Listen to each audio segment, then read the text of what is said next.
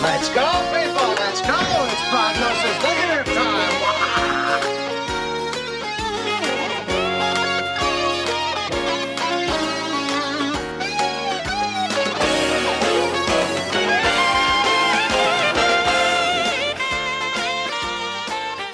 Hi, this is Eric.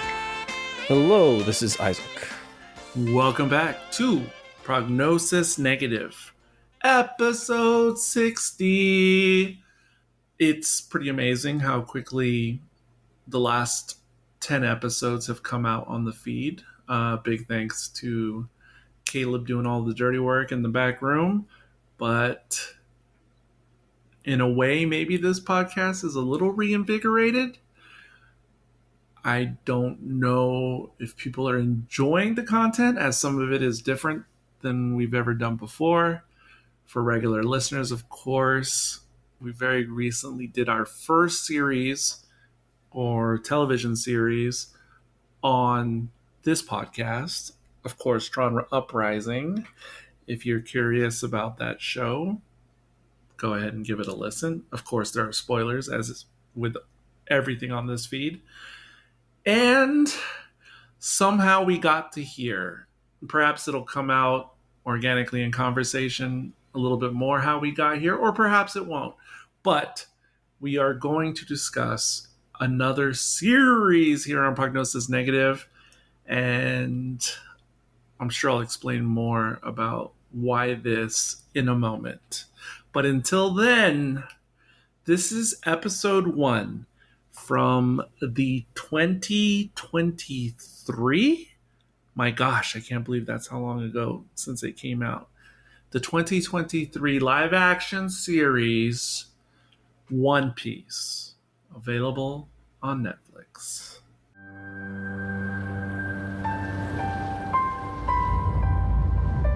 Ever since I was a kid, the sea's been calling.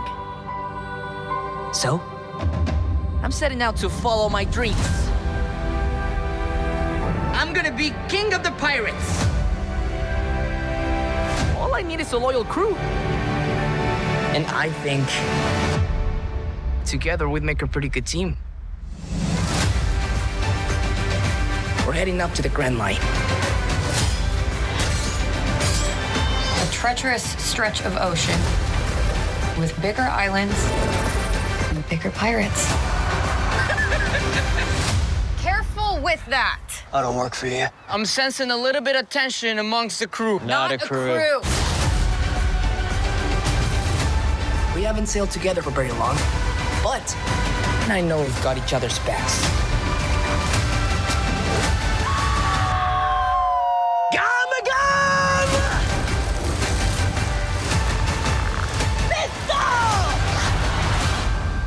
All great fighters call out their finishing moves. No, they don't.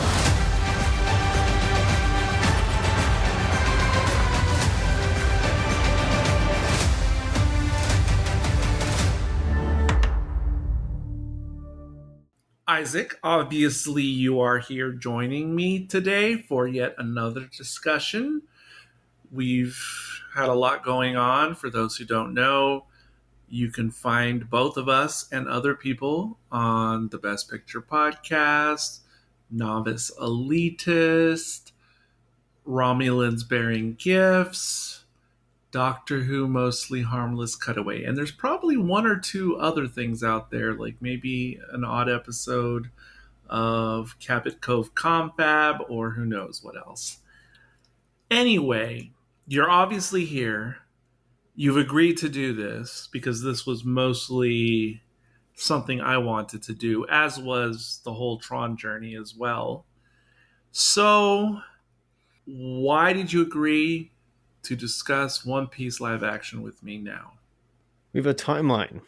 My Netflix subscription ends on November 18th, if I recall, if my math is correct. And I said, why not do, a countdown of some sort? There's a countdown. I'm like, well, why not try something? Why not, race against time, perhaps, and do a series before, yes, I could easily just refund my subscription, of course. But I think it'd be funnier if I did not. And I think it'd be fun to do another series. And Eric has been wanting to do this because he is a super fan of this series. And so I thought, you know what? Why not? I call it my creativity wanting to, be expressed perhaps, or just wanting, I have some free time. So I want to help a friend out. And if I wasn't doing this, I'd probably be doing something with Caleb on obviously this or embedding the elements. So I said, you know what? I'll just redirect that energy and that creative flow over somewhere else. And I thought, even though we just finished a series, let's just start a new one. And So I love that you agreed to do this for a couple main reasons. As you stated,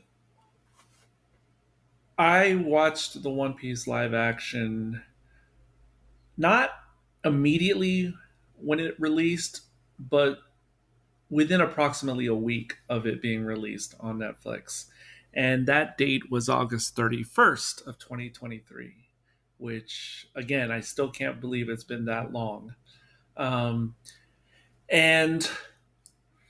it's only 8 episodes of standard drama length. And I went through them pretty quick. And then I went through them again and again and again, many, many, many times. And once I exhausted myself of watching the entire live action series, after about maybe 2 weeks, I then started watching the anime from episode 1. And I had previously tried to start the anime prior to any talk of any live action. As far back as maybe, I don't know, 6-7 years ago was the first time I attempted the anime. Got about 4 episodes in and then, shelved it. Tried again from episode 1 maybe 3 years ago. Got about 3 or 4 episodes in, shelved it until we got to the live action, watched it, and then I got back to the anime episode 1. And in the first 3 or 4 months of starting the anime, I got to about episode 500, 550 before I took a break. And then it took me a while, taking a break, watching a little batch, taking a break, etc. But currently, I'm on approximately episode 708 on the anime. So, yeah, here we are. Current episodes released as of this recording? You mean how many are there? Yes. I have to look it up, but it's in the ballpark of 1,100. And it's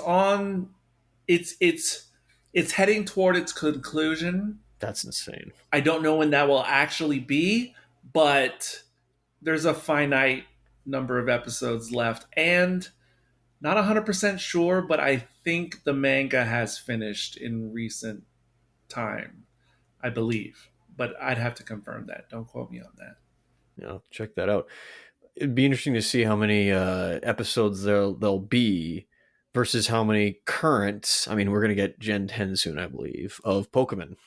And how many are currently out there? Because we may rival. We may have the equal amount of Pokemon with One Piece episodes, animations. Sorry, I don't know about chapters. Do you mean like animated episodes of Pokemon, or are we talking games or Pokemon individual? No, I mean Pokemon like individuals. Oh, okay.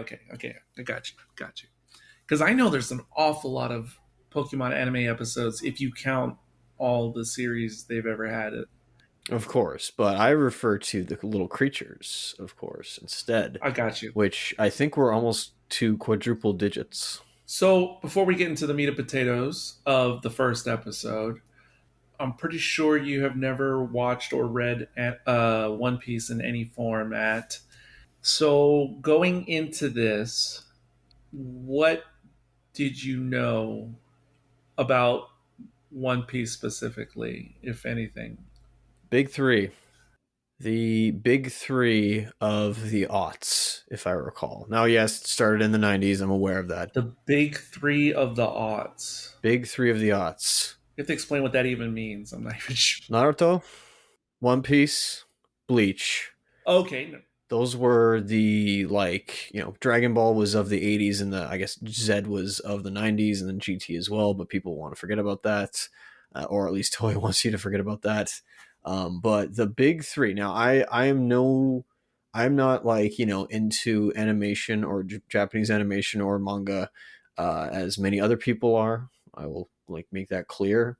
But Or you're saying like you like it, you watch it, but you're not as into it. I'm not one of those people who goes to conventions. I'm more of a recluse, of course, shy, low self-esteem. Okay. But I'm aware. I'm I'm a witness, and I'm an observer. And my generation. It sounded like you combine the word observer and absorber together into one word. Perhaps. Well, in a way, I am, because through cultural osmosis or just listening and like watching what my peers, their interests, and seeing what they were digesting. This was huge. This aired on 4Kids, golly, in like again, I don't know, I think it was in the early aughts. I never heard the rap, the infamous 4Kids rap of the theme song. I don't think I have either, or I don't know. I don't remember if I did. It's only because I was watching Yu-Gi-Oh at the time on 4Kids. That's a better dub. No, debatable. I don't know. See, I knew they had like an English dub, but I never knew like once the 4Kids lost the rights, the English rights, excuse me, to One Piece. I don't know. I just kind of like. Was it like Caleb with did a musical band, like I haven't heard these like this musical band in over a decade or something like that. They must have broken up. So if I remember, because it's been since this live action series was fresh that I researched all this kind of stuff about One Piece and its history in the US. But if I remember correctly, and it's been a while, I believe so. Yes, it was notorious for its bad dub on 4Kids, and I forget what season of the anime they got up to on that network. And once they stopped having the broadcast rights after a few years or so, then Funimation picked up the baton. Doesn't surprise me. And they started their own dub from wherever 4Kids left off. But over time, they eventually went back with the same voice actors and redubbed, the previous stuff. Really? Oh, you mean of the current like Funimation dub? Yes, because like the people who started and took over the Funimation dub, they eventually went back and redubbed those previous seasons that were done by 4Kids. Sorry, the way you said that sounded like they got the 4Kids actors to come in. And no, absolutely not. Like that's a whole different story. Because no, they had their people who are known in the voice acting business of anime, especially. And they started where they left off, but then they eventually went back and, covered the whole entire series with the same voice actor. Yeah, because 4Kids is in New York, Funimation's in LA and Texas. Of course, Funimation doesn't exist anymore, but yeah. RIP, I guess. Or I guess either Dallas or is it Austin? I don't remember. They got absorbed by Crunchyroll, and then Crunchyroll got absorbed by Amazon. How could you? Anyway. So the question still remains, what did you know about One Piece? Like the actual story or characters or premise? That its creator, Oda, who, also a recluse like me, great minds think alike, perhaps, has never been, is an insane genius. Yes, probably. He is absolutely going for the longest running, I guess, series ever, perhaps. Has he... you probably know this more than I do. Has he currently given reign for artistry over to somebody else? When I say artistry, I literally mean like the illustrations over to somebody else, or is he still pumping it out himself? Well, here's the thing about that. Okay. I'm not an expert on that subject, but I do know something. And I definitely don't know about current day or recent times. But initially, when One Piece started as a manga and then adapted as an anime, it was the same artist who did Dragon Ball and the same artist who designed all the artwork and characters for the Dragon Quest video games. So Toriyama. Yes. So he was the initial illustrator, etc. But that only lasted for not that long a time for the manga and the anime. So maybe the first, and I don't know when he stopped doing it, but other illustrators may have been continuing what he started. After approximately 60 episodes of the anime, it starts to look a lot less like his art style and just kind of gradually morphs into its own. And then that continues like the further you go on in the anime. But if you watch especially like the first, 20 episodes, it's very apparent it has that same Dragon Ball kind of look to it, the characters, etc. Yeah. I have no idea who's responsible for the illustrations like in the last 15, 20 years for the manga or the anime. Okay. Either way, I have willingly, and I say willingly, I have made a vow to not perform this Herculean task of reading and watching both the manga and the animation. That I'm saving that is my bottle of wine or something like that, or really like expensive wine. You know how long a standard chapter size is of a manga? It's been a while. Chapter wise, you're saying? Yeah. I don't know, about 30 pages or so. Yeah, but I mean, you know what it looks like. Like Yep. if you saw it on the shelf for sale. Yep. So this one episode that we have watched is approximately the first 3 chapters. Okay. That's all I'm saying. Now, of course, it varies. Not every episode covers 3 chapters. I wasn't expecting it to. It varies. But just for this one episode, more or less, this would be the first 3 chapters.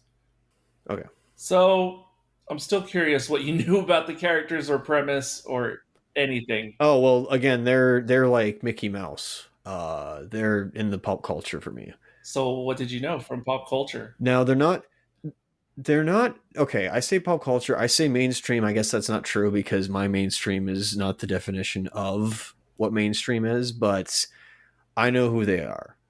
Like, it's if I see somebody in a straw hat, I'm like, I know exactly who that is. So what characters would you be able to recognize before you ever saw this? I guess the main protagonists, that's for sure. Everybody else in this episode, not much. Swordfish nose guy, who I think is in this season or the next season, I recognize as well because he has a weird snout or he has a weird schnoz. So it's like, okay, well, that's pretty striking. Arlong. There you go. Okay. So Luffy, Arlong. Anybody else you would have recognized before seeing this? Nami. Zoro. And I couldn't tell if the son of Captain Morgan, and I assume that was just we're getting the joke out of the way. That's not true. Obviously, Oda was not, thinking that back in the day. But the son reminded me of, I think, a character from that series. I'm not sure, but I could be mistaking him for somebody else. That is Aleppo. And okay, no, it's not the same guy. Okay, because I was going to say hardcore fans definitely know who he is, but he's not necessarily one of those zeitgeist characters. I think I'm thinking of the guy who smokes on the who has a dart on the Straw Hat crew. Okay, that's somebody else. Yeah, I figured. Okay. And that person is in the zeitgeist. Yeah. Okay, got it. And what did you know about the premise? As Oda would say, a pirate goes out to look for the One Piece. Okay. What's that? I don't know. I'll make it up in 2,000 chapters later. Okay. No, he knew what he was doing. I jest, of course. I have an idea. I've never really discussed it. I mean, in conversation with anyone, but I have an idea. And it's not the most original idea. I know other people have come up with the same idea independently. I think I offhandedly said what it was to you, and you're like, okay, you're not far off. And I said it's like it is them, like he is the One Piece, but that's like it's metaphorical. That's not exactly what I think, but it's along the same lines. Of course. But I had said I'm excited you're doing this with me, not just for the obvious reasons, but because ever since I saw this, fell in love with the IP. You know, I obviously told every friend I'm close to or speak to on a regular basis, like, you should check this out. I think you'll like this. And the only people, there's one person I showed it to, and they enjoyed it, and then we never spoke again. Oof. Nothing to do with One Piece. Another person who was already a fan of the anime, I told him, you got to sit down and watch this with me. They watched the first episode with me, and then they watched the rest on their own. Not nice. And the only other person is my friend in real life who Isaac has heard about, Anthony. He has read all the manga. He's seen most of the anime. So he obliged me by sitting down and watching this live action for the first time with me. And that's it. Nobody else have I been able to convince or watch with me or whatever. And I've tried with many other people. And so for you to do this, and then not only do we get to discuss it, but obviously this is for a podcast. And so I couldn't be more delighted. Happy to oblige. All right. So I don't know if there's a place or places you want to begin, or you just want me to freewheel this. So do you have like a cup that is in the shape of that devil fruit? Do I have a cup in that shape? Yes. No, but why do you ask? Okay. Because that thing didn't look like a fruit to me. It looked like, a cup or, a little like novelty item. I'm like, that looks cool. Like it's real. I get that. I'm wondering what they did. I assume they made like a baked good. Like they had it become like Yeah, to me it reminds me of that show or those types of videos, which I don't usually watch, but it like, is it cake or something like that? It kind of looks like something like that. No, but I did buy 2 little mystery bags of these little squeeze balls that are made out of some type of rubber, and the balls are a little bit bigger than a ping pong ball size, and you get a random devil fruit. And I did get the one that Luffy has, so I can see what it looks like in front of me in miniature size. I guess, yeah, I don't know this, but I'm going to presume that each devil fruit looks different. Yes. So that'd be kind of cool if they might make this in Japan. I'm not exactly sure. It would be, or somewhere else in the world. I don't know.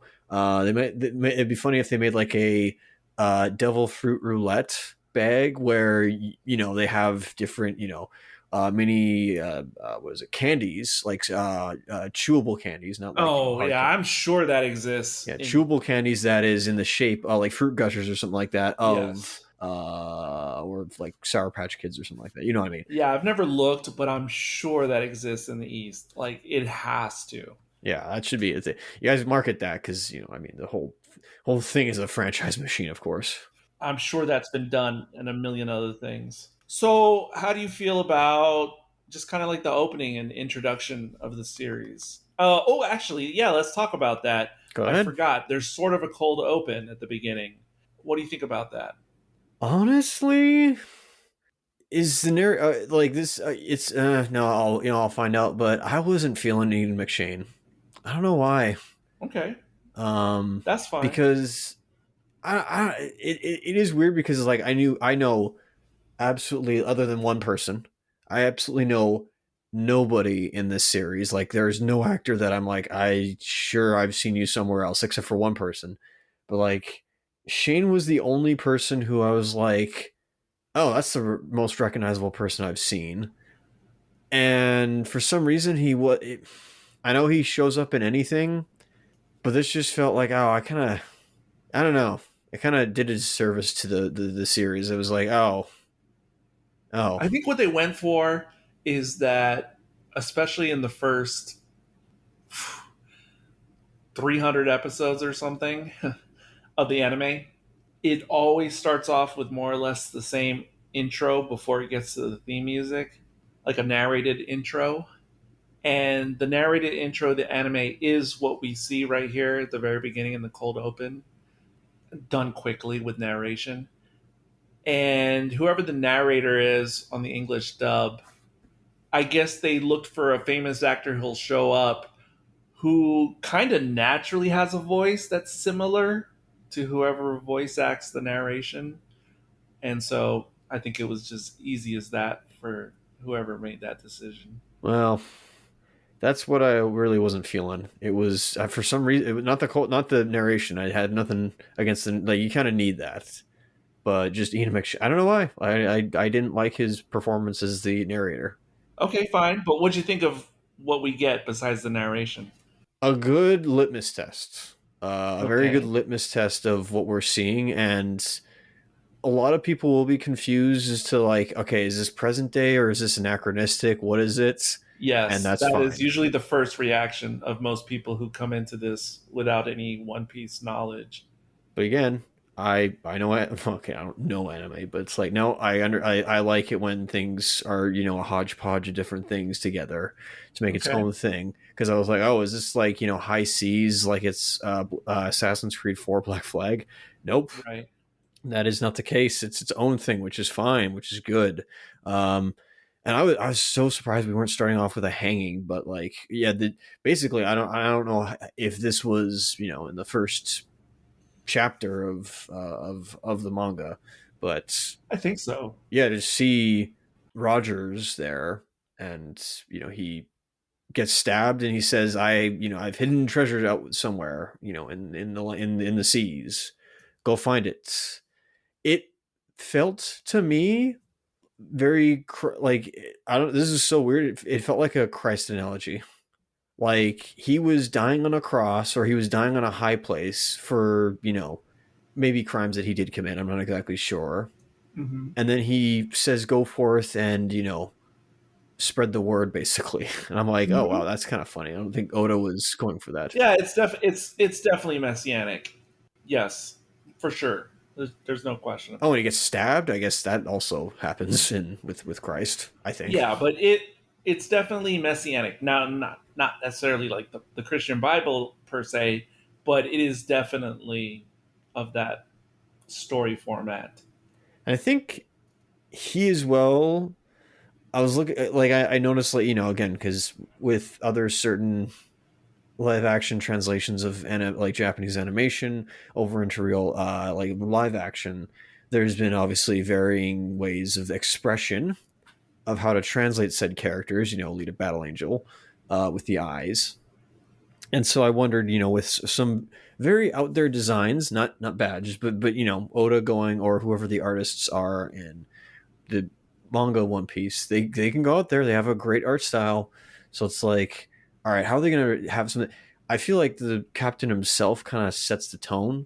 There's something about his nose, and that nose probably exists in real life, but there was something about his nose where I'm like, wait, which captain are you talking about? Are you talking about Roger or? Yeah, Roger. Okay. Excuse me. Captain Roger himself kind of has like a schnoz. There's a snout to him, and I was like, that nose can exist in real life, but I feel like it was also like exaggerated, and or there was some makeup, I don't know, prosthetics, but something about it was like, not noticeable, not like, negative, but just like, I feel like this might be a caricature of something, but I like it. There's a heightened. He's like a caricature of the pirate, of course, absolutely, which is the way he's drawn. But I mean, like a stereotypical pirate, because most of the pirates in this world do not look like stereotypical pirates. He's kind of the only one who really does.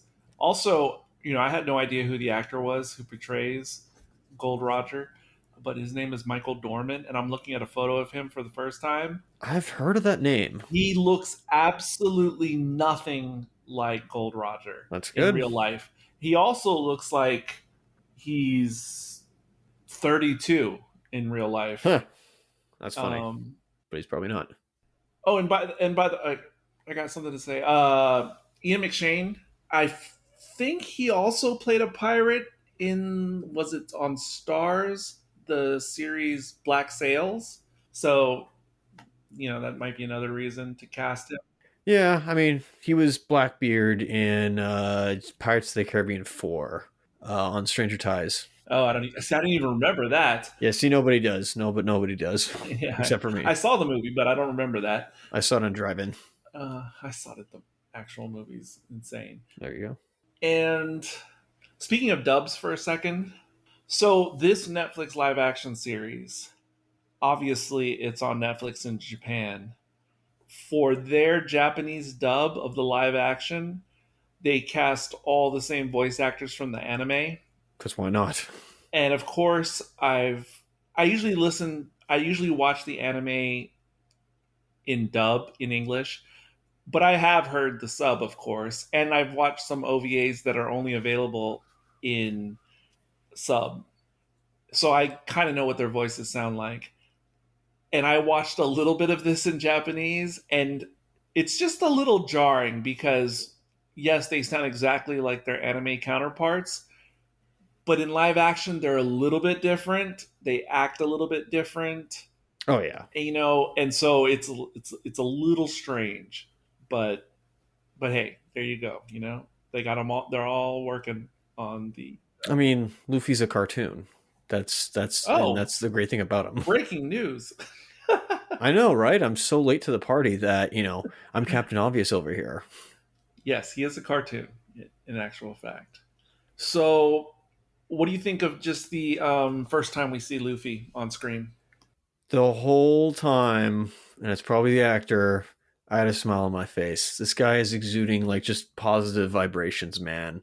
Like he has a smile on his face the whole time. It's only in flashback when he's a different actor, obviously portraying him younger. Where I'm like, oh, I don't have well, it's transferred over to what's his name? His like the captain that he's trying to serve under. Yeah, Shanks. him with the original Straw Hat man. Shanks. Thank you. I had a smile on my face when I saw him. Maybe it's because of the Straw Hat. I'm not exactly sure, but the whole time I was just like, this guy does when I say there's a confidence to him, and I think there's a big confidence in this first episode, probably because they have how much how many episodes to their name anyway, I feel like this there was a confidence that the actor had, and there was a confidence this episode had. Knowing no, we're not. There's no awkward oh, we have to break foreground, we have to break the scene in or something like that, or break this. It didn't do that. I didn't find they did some standard traditional ways of oh, this is how we introduce a story. Nope, didn't do that, and I felt I enjoyed it more. I enjoyed it a lot. Yeah, and of course that opening scene, or just seeing Luffy for the first time in live action, that is sort of a make or break moment for the entire show, because for those who've seen the anime, Luffy has a very nailed down persona, just like the character Naruto does, in his series. There's exactly what he's like, and how he acts. And then to translate that into live action, you got to get it right, right? But something I like that they did is he is not one for one doing an impersonation of the anime character. It's definitely Inyaki's performance. Yes, he has all the traits of the anime character, but it's not like he's doing an impersonation. That would be weird. But also, even though he's not mimicking the anime character, all the energy and emotion is all exactly what it should be, even though it's in his own voice. And then the actor Iñaki Godoy, he is actually Mexican, not Mexican American, Mexican, born and raised. Nice. And I think he did a little bit of acting, maybe in some telenovelas or something in Mexico, but certainly nothing for an English speaking market, or anything really big. So for him to come in and nail the most crucial role or casting in this series, it's absolutely incredible. Absolutely incredible. It's I think I might be so bold as to say this is like original 77 Star Wars casting for all the players of this piece. Of all the players? Of all the players, I don't think I found anybody like, other than I guess McShane, excuse me, but he's a voice that's different. It's weird. You weren't so critical of Trisha Helfer being the unseen narrator in Tron Uprising. Because it was just a voice. Like that was It different. was kind of a computer voice in a way, or female computer voice. That was, and I'm not saying she's robotic. I will not say that. It's just like, oh, it was just a voice. She's a Cylon. And well, that too. Maybe I was thinking of Cortana as well. She's not Cortana. I'm aware of that, but I'm just like, oh, it was just another like intro voice, but it didn't irk me as much. But I knew who that was. I knew it was McShane, and for some reason it irked me the wrong way.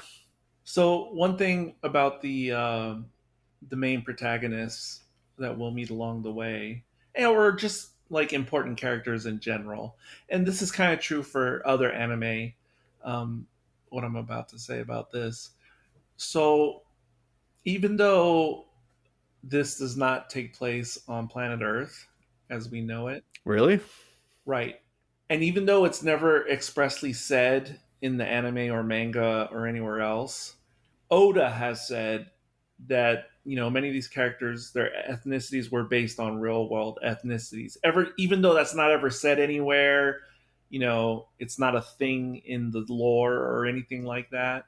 But Luffy, according to Oda, was based upon like some boy from Brazil. So I can see it. Yeah. Now, of course, Iñaki is Mexican, and Luffy has no Hispanic accent, in any dub or anything like that.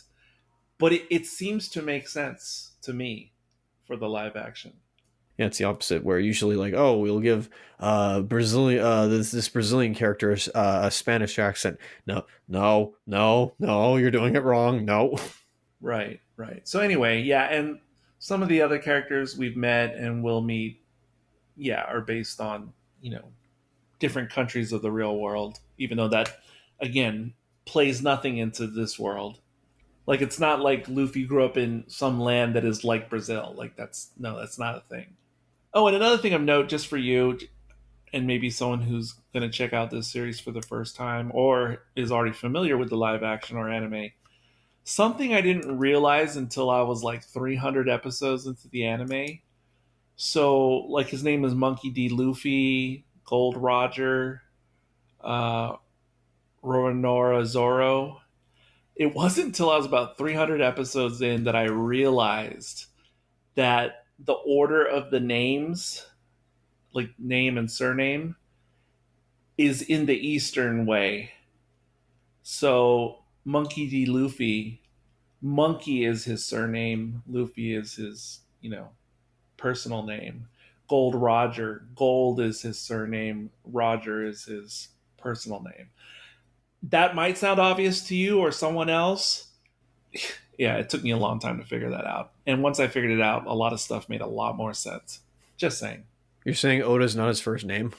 Probably. No, that is his first name. Oda, I mean, by Western standards, that's his first name. Oh, I thought it was his last name. Whoops, I got it wrong. Because his name is Ichiro Oda. So his family name would be Ichiro, and his personal name would be Oda. Oh, okay. I got it wrong. Yeah. Okay. What do you think about Luffy's encounter with Alvida and, of course, Kobe? Okay, cracks knuckles. Let's start this off. So I think so you've read the manga. Me? Yes. I've only read like the first 10 pages of the manga. So I don't know if this is, again, when I say comparisons, I'm not going there. I'm not gonna, say, but. Well, yeah, compared to what though? I don't even know. Well, actually, this okay. How it is? What's his name? Is the guy with the glasses? Kobe. Thank you. Are they present in the either first 10 episodes of the anime or not? Okay, let me get this out of the way. Of course, because so we don't have to do this again and again. The way the story unfolds and the way scenes go, is not just in this episode, but through all the live action episodes, is extremely faithful to the manga and or anime. Okay. Everything we see in the first, let's say everything we see before we get to Zoro is pretty much all in the first episode of the anime and the first chapter of the manga. It's like exactly the same. All right. Including the cold open and then Luffy talking to a bird, That was great. Luffy's barrel getting taken up, Alvida doing her whole thing and like going against another ship. It's all the same. And with that, I tell you, I think this is a standard trope in manga. Okay. And that's okay. What I mean is, they will start the first episode with a, like, the protagonist will start an episode with a character who, now, Kobe, I'm assuming, comes back, but at least in, when you're first watching this, or you're first reading this, you don't know that. Correct, absolutely. But usually you'll have a basically like I don't want to say throwaway character, but you'll have like a character be like the eyes into the world and be kind of a part of the protagonist in some way, and the protagonist will help them in some way, and then after that they will leave, and they will act as though they never existed after that, just so that the story can continue. How do I know this? Netflix released a series called Spriggan, if I recall, and they had the exact same thing happen where a childhood friend of the protagonist needed help, and the protagonist helped them, and then after that, even though it's only 6 episodes, and I've still been waiting for the next set of episodes to come unless I got canceled. I'm not actually sure. Is that exactly animated? Sure. It is animated, yes. Okay. And then this childhood friend doesn't show up after that, or is never mentioned. So I'm like, and even this is what broke me with Yu Yu Hakusho. Even Yu Yu Hakusho, although, dude, I gotta watch that live action series now. Oh flip, I keep forgetting about that one. But they did the same thing where, and it's fine, I guess, but they had this, Yusuke helps a kid out. That's how he dies. Spoilers, and then that kid is just promptly maybe shows up, I don't know, once more during his wake. And that's it. I'm like, oh, dude, I wish, he could have seen him, but whatever. That's discussion for another day. So, one, Isaac, you're an idiot. Absolutely. I'm aware of that. No, not really, but go on. Everybody knows this. Everybody, their mother, their dishwasher, their mother's dishwasher, the dishwasher's mother, and the other dishwasher next door. Well, everybody knows this trope. Got it. Just making that clear. That's not true. Everybody doesn't know that trope, but okay. Did you know about Luffy's powers?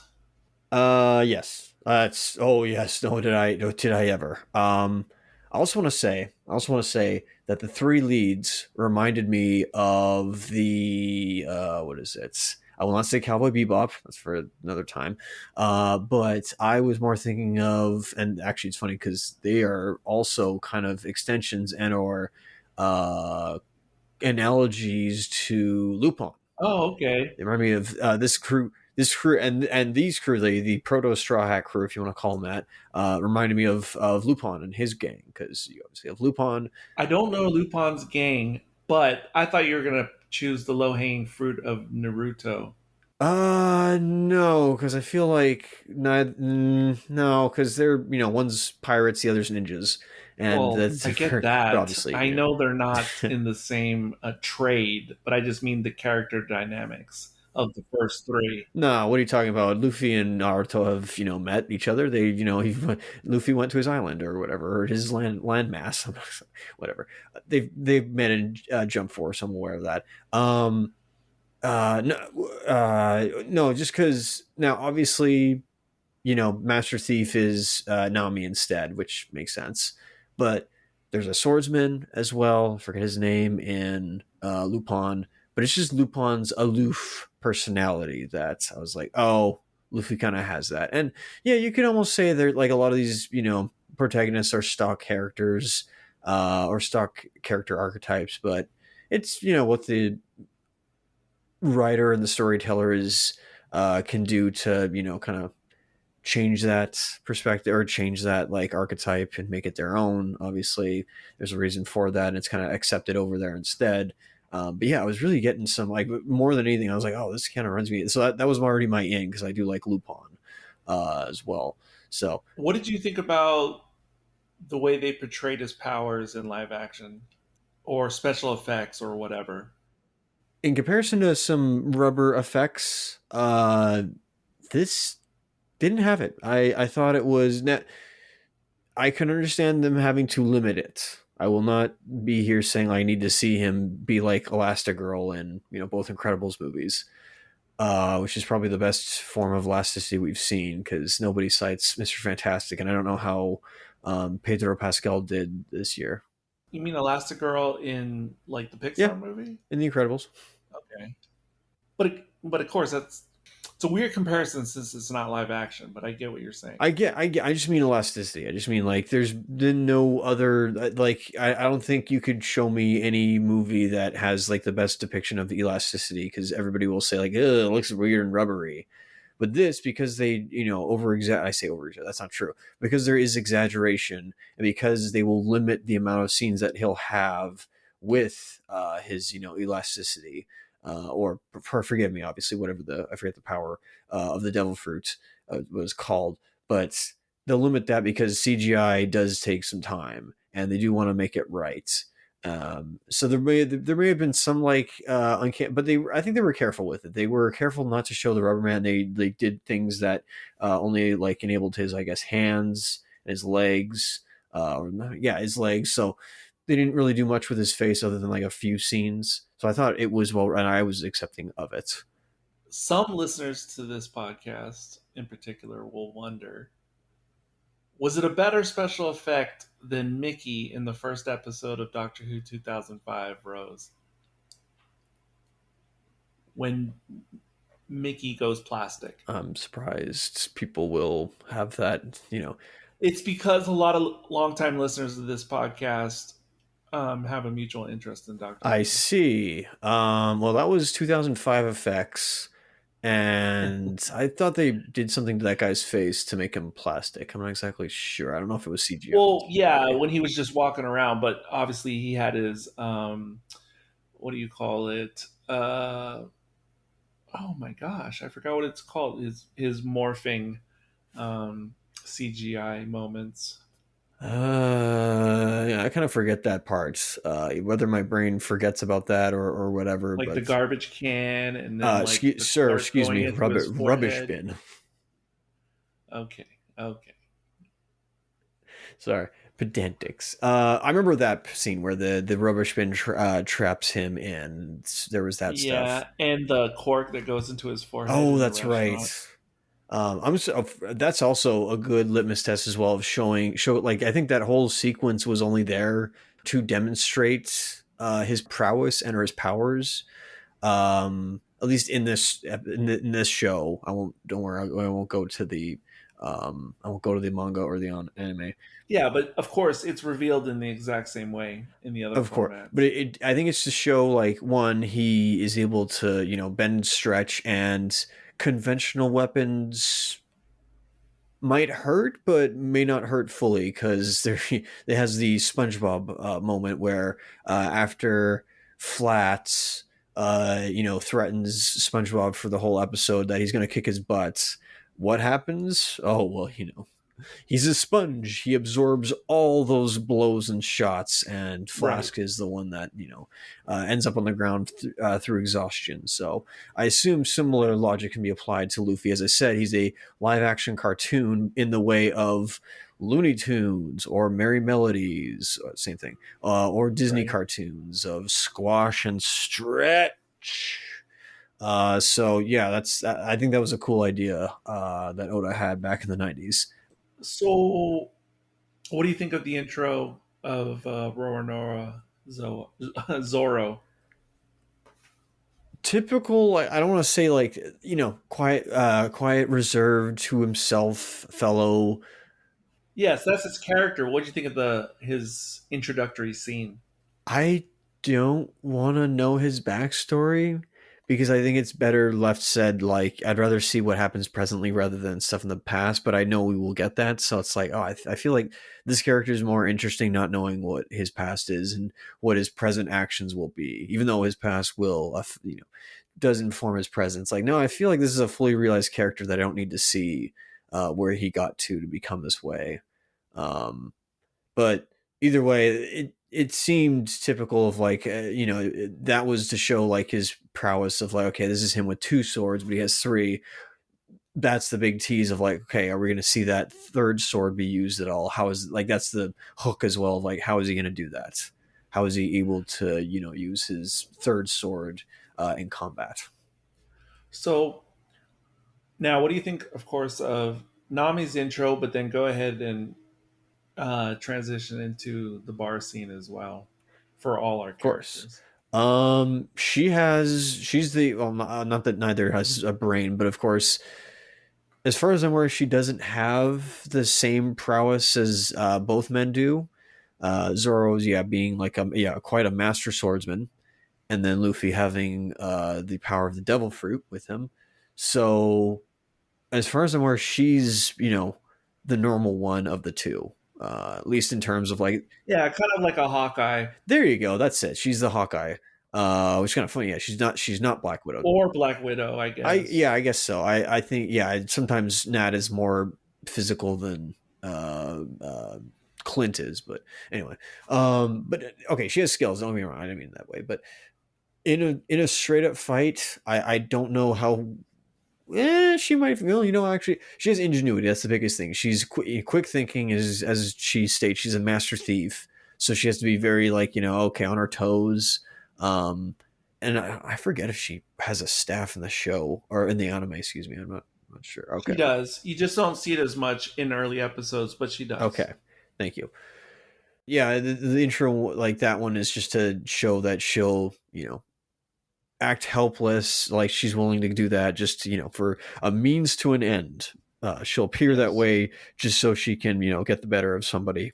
In that case, it was to swindle those 2, I don't say pirates, but those 2 sailors out of their boat. They're pirates. They had a Jolly Roger. I guess they did have. Yeah, that's right. Never mind. They did have they did have it on the mast. You're right.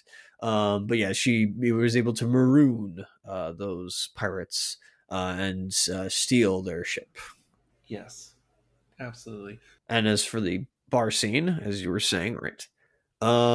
So the introduction, I do love how like this is how free spirited, I guess is the word. But he's fully like, it's almost like he's fully aware of what this world is. Like he's willing to go to put Kobe in, give him his dream of, I want to be in the Marines.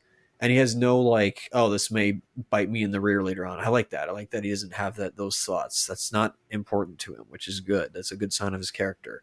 I do question the logic of, wait, how is Colby, well, especially by the end, how is Colby going to be able to, get into the Marines if he just punched out the son of the main admiral, I guess, or captain of this one fort? Like, it was more like, wait a minute, hang on a second. I don't know how that's going to hold up if he wants to join. But anyway, that doesn't matter there. We'll need to see. To see. You're absolutely right. I hope he will be able to.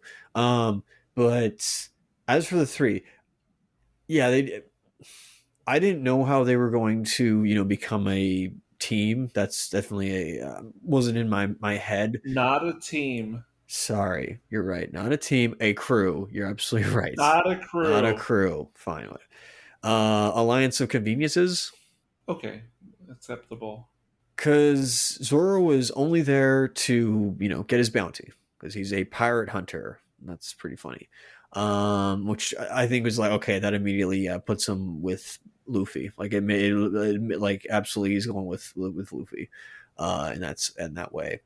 And yeah, I'm surprised that only Luffy was like a bystander in that whole scene, which I think was a good thing to keep him as the witness to kind of see like Zoro's prowess. And yes. I was also surprised. Like I did like that Zoro held back as well. Especially Morgan mentions that of like, oh, you assaulted a bunch of my officers, but you never killed them. Paraphrasing, of course. So I definitely like that detail of like if he wanted them all dead, he would have made them dead. But Not only that, but if I recall correctly, Helepo was making fun of him for having 3 swords at his waist, and Zoro says something to the effect of, "I don't even need 1 sword, exactly. like to take care of you." And if you watch the scene, he never draws a sword. Nope. No, he might use it to like parry or deflect, Yes, but it's still sheathed. yes, As far as I'm aware. Now I don't know if that counts, but doesn't matter. yeah. But you're right. Yeah, it still remains Yes. sheathed, even though he does use them in defense. I don't want to be technical here or anal, but I'm just like, perhaps.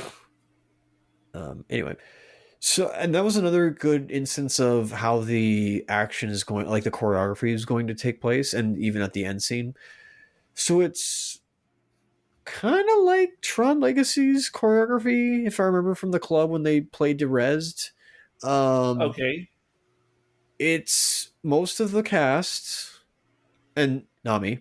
She also gets to use her skills to, quickly like use the chaos to take advantage of this guy that she was, I guess, going to steal his uniform anyways from, so that she could get inside to, swindle or swipe whatever she was after her targets.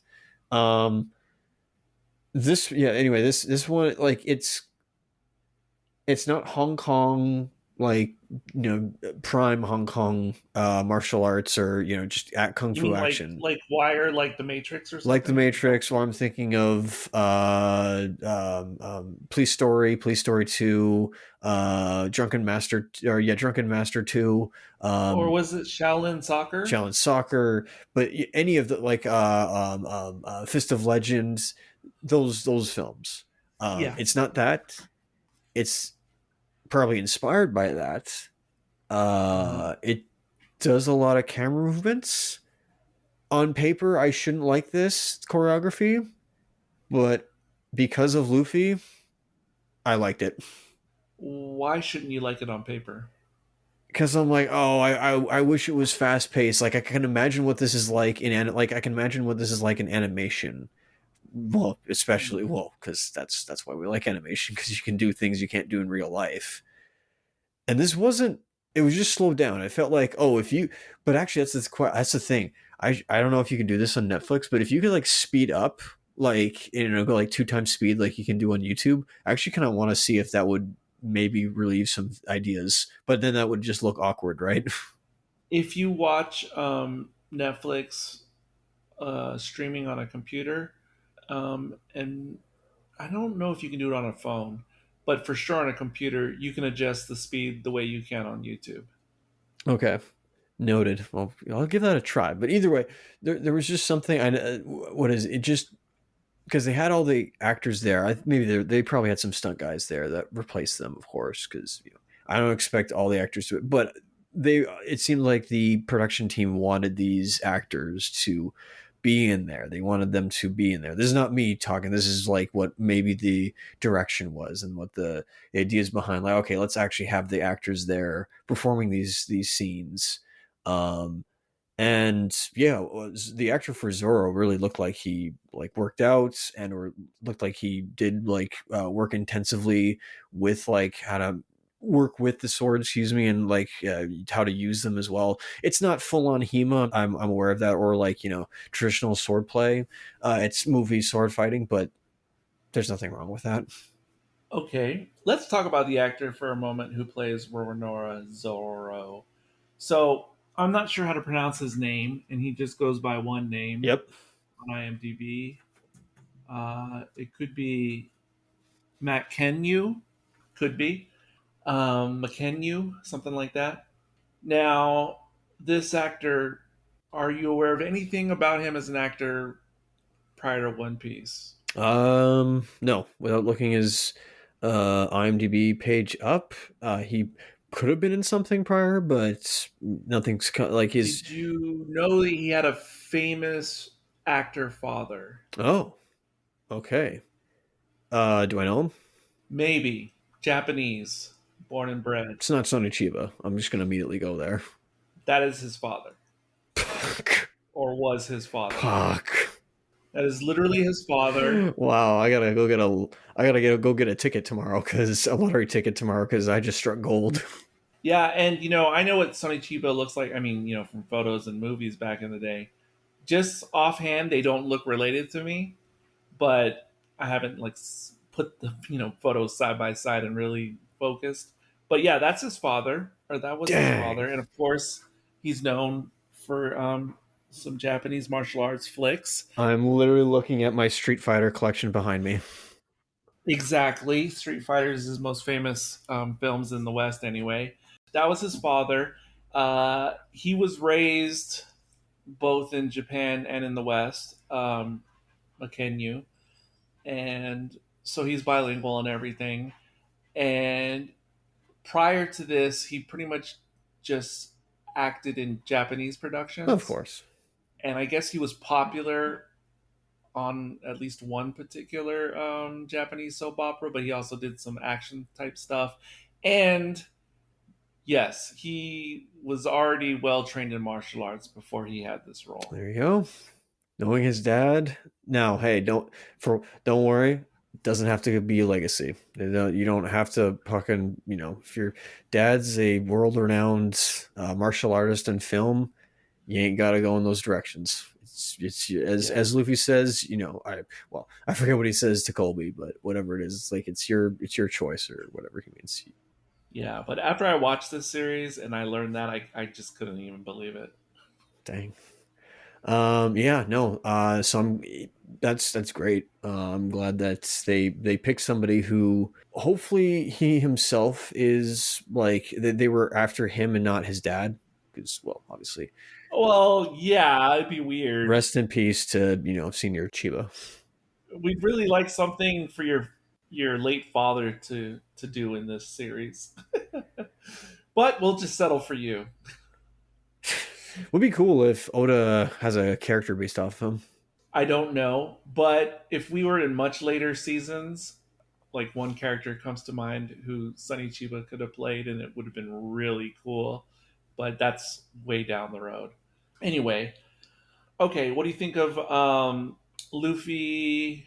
Well, you can mention him meeting Zoro in the courtyard if you want to. I don't know if that's a courtyard, but you can mention that and then go into Luffy infiltrating the fortress and interacting with Nami. That one was, I think just by happenstance, Luffy again is after the map. He's after a map instead. That's his treasure. That's his prize, trying to find this map. And just happens to, kind of surface for air. Not really, but surface to where the heck am I? And then see Zoro's like, ooh, I like you because I was a bystander in that bar fight. And I think you're pretty cool. Freeze him. And yeah, Zoro unfortunately gets the, okay. I don't know if he owes Luffy for saving, for freeing him, or just maybe there is something that this guy, when I say use through the adventures that I say the adventures, but through this, crazy wackadoo Yahoo pizza man, straw hat guy, stretchy straw hat guy. Pizza man? Sorry?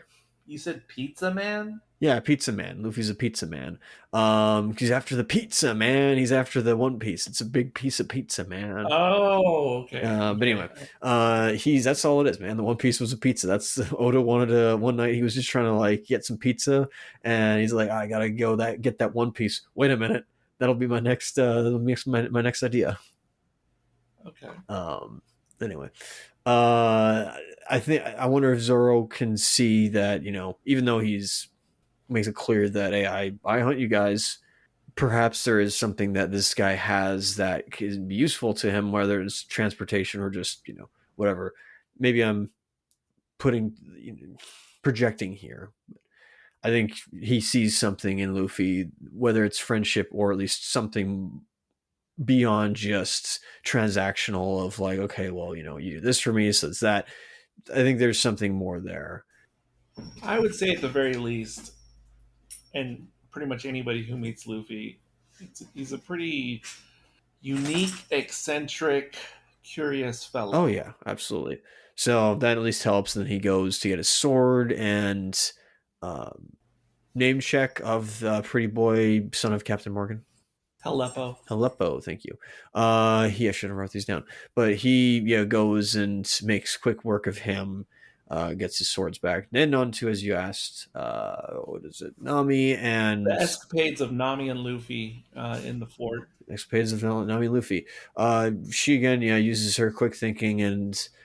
what is it? And her thievery to, guys, I'm going to transfer, oldest trick in the book or whatever. Lies right in front of Captain Morgan's face. I thought that was pretty good. And also swipes his keys as well to his room, his boardroom, or his personal quarters. And just the Luffy sees Nami, and then they kind of try to hide from each other. It doesn't work, but he's obviously goofing around with her. I wonder if it's not invincibility, obviously, but this ability to if he says what it's he's rubber. I wonder if that also helps his personality of okay, I'm not saying he could die, but I wonder if there is a bit of I have some invincibility to myself if I can't be harmed by conventional weaponry. So I'm maybe there's he's not cocky, he's not he doesn't have a death sentence, but it's more just life is good. So I wonder if he didn't have the devil fruit, he would have grown up to be somebody different. But I assume they probably have a arc in the story. That's very possible.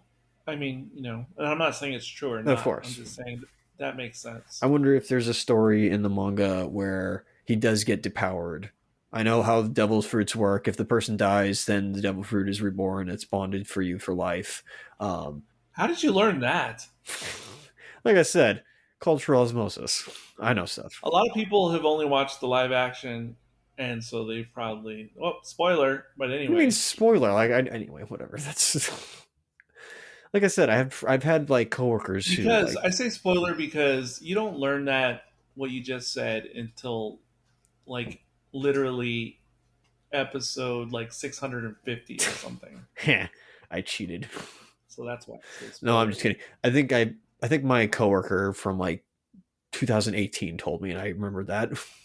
Okay, just saying. Yeah, it takes a lot of anime episodes to learn that. Or you just talk with your friend and they tell you that, because my friend, my coworker was, or you just listen to a random podcast. That too. My coworker had a statue of I say statue, but he had a figurine of Zoro in there, and it was pretty cool in his house. Anyways, Nami and Luffy again. It is interesting that I don't know how Nami and Zoro would fare, because they kind of both have not a similar personality, but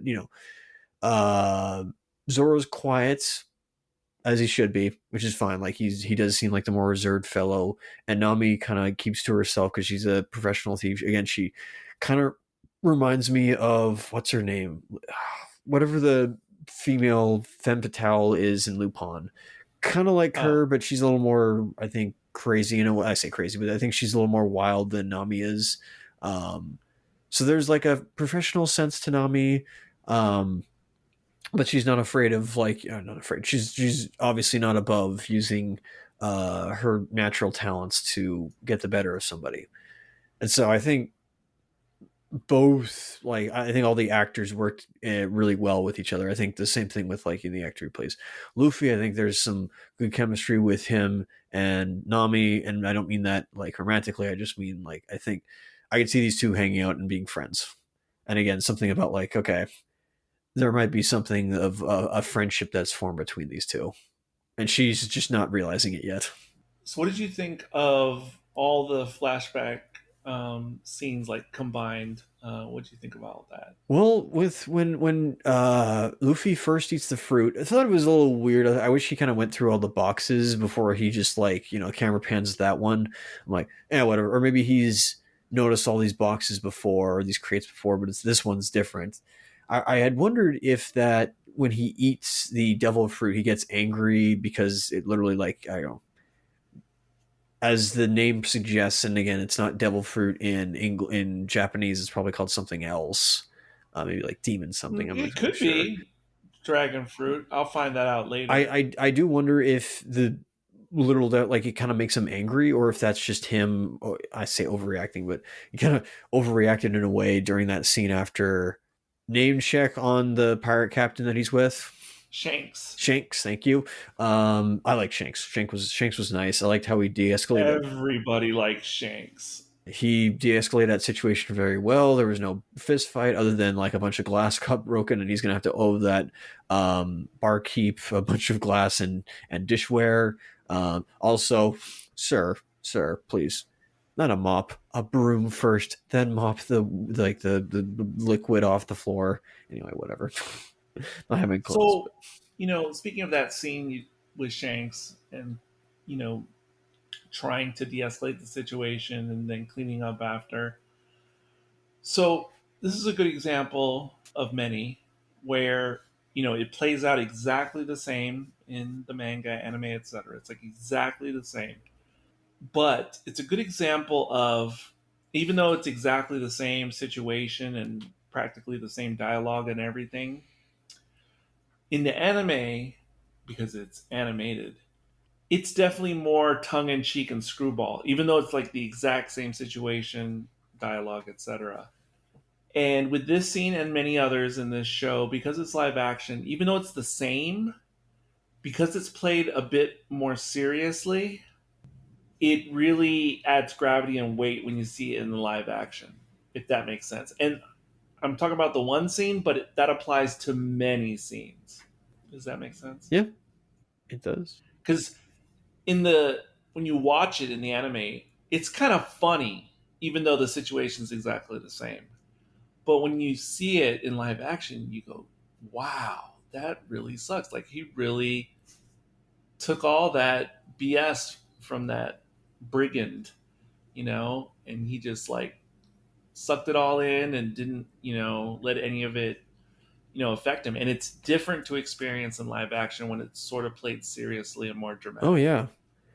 No, I like that just because, he wasn't losing pride or anything like that. He knew, he picked his battles. He knew, like, when probably it would be appropriate to, I say overreact, but when to fight back.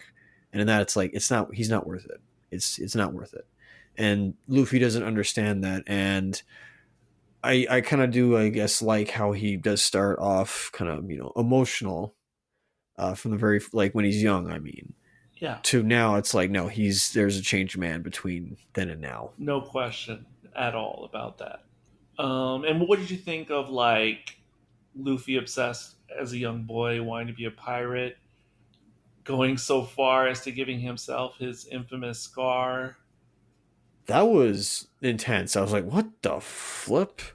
And we even see, name check on pirate captain in the first pirate, not first pirate, the lady captain that has Colby in her possession. Alvida, thank you.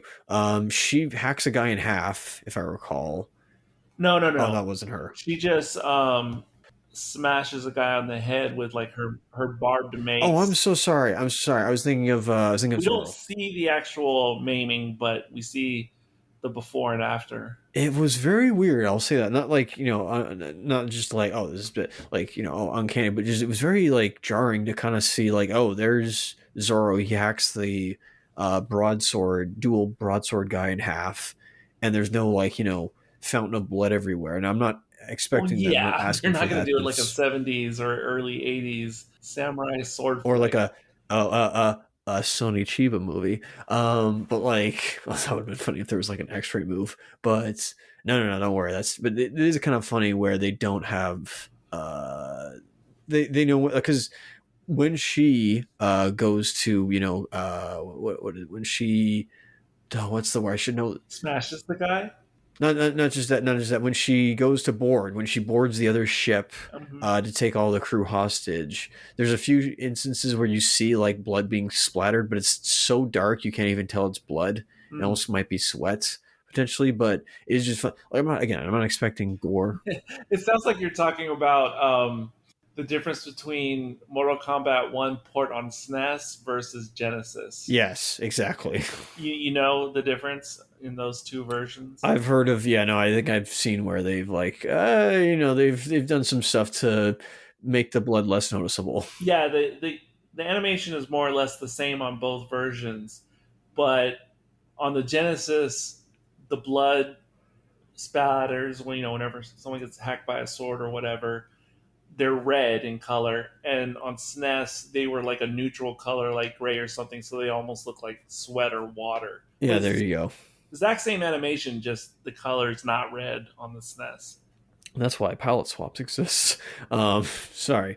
Or kind of like how, and funny enough, when I was still a wee lad and was still trying to be a good Christian fellow on the non-existent good on Christian Minecraft server, when I was playing Assassin's Creed for the first time, I would, which I think was a cool accessibility feature, but they don't have that. I don't think they have that one anymore. You could turn off the blood. Oh, on Nintendo games, whether they're Nintendo first party or third party, whatever, that's a fairly common selection in the options. I know, that's pretty funny, eh? These ones were not on Nintendo consoles, by the way. This is all on like the 8th generation main consoles. Sure. Not that I wouldn't call the Wii as a Wii. Well, as we said before, it was kind of stylized at the time. Or standard definition, excuse me, at the time. So what do you think of the extraction of the chest from Morgan's office? And then, of course, the big showdown in the square or courtyard area that has no grass. Has no grass? Right. Because when people hear courtyard, they often think of like grassy. Well, yeah, I get. Well, okay, yeah. Check, mate. For those who are just listening to us and have not watched this and are just listening to us. No, that's fair. You're right. Yeah, no, this is an audio podcast after all. So, well, you don't see us. Oh, this is audio? Why did I dress up like a pirate for this? And I'm fully naked.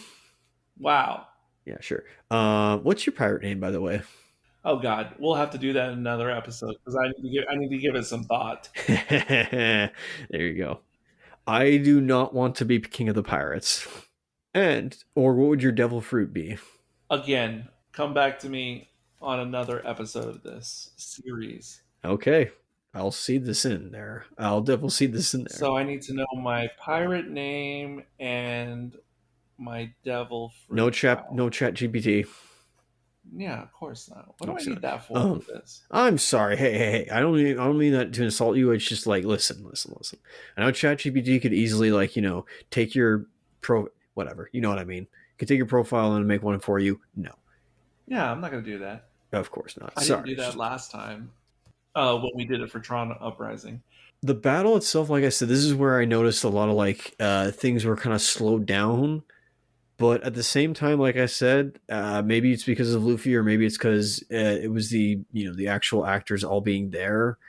I was like, yeah, no, I can get into this. I'm getting into this, and so I lowered my because it's stylized, even though it's not the exact visual techniques as say The Matrix, but like The Matrix, because it is sort of slowed down in a way.